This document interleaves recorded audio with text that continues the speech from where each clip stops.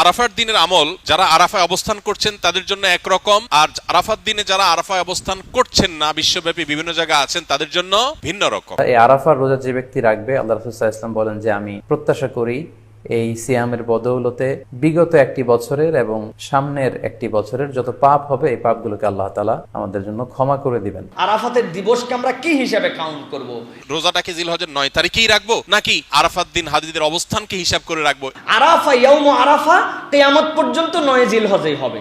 আরাফাত দিনের দোয়া হলো সবচেয়ে সেরা দোয়া, বছরে যে কোনো সময়ের মধ্যে সেরা দোয়া হলো আরাফাত দিনের দোয়া। এমন একটা সিয়াম তোমরা রাখবা, পূর্ববর্তী 1 বছর, আগামীর 1 বছর এই গুনাহ আল্লাহ তোমাদের মাফ করে দিবেন। আরাফার দিনের বিশেষ আমল কি, বিস্তারিত বলুন।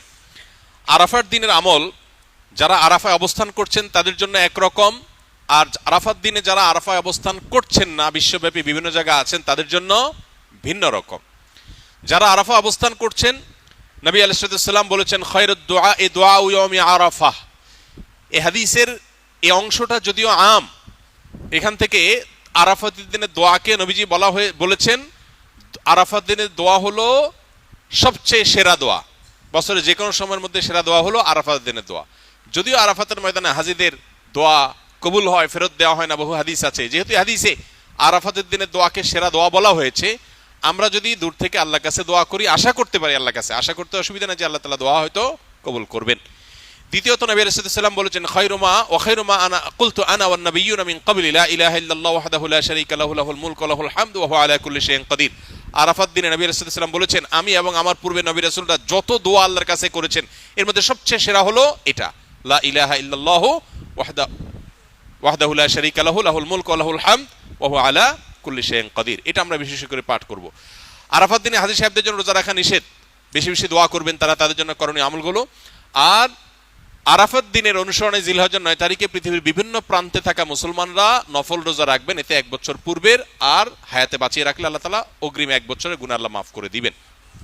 এজন্য আরাফাত দিনে নফল রোজা রাখবো ইনশাআল্লাহ। এই দোয়াটা কি এই রোজাটাকে জিলহজের 9 তারিখেই রাখবো নাকি যে আপনার আরাফাত দিন হাজিদের অবস্থানকে হিসাব করে রাখবো, এটা নিয়ে দুই রকমের মত আজকাল শোনা যায়।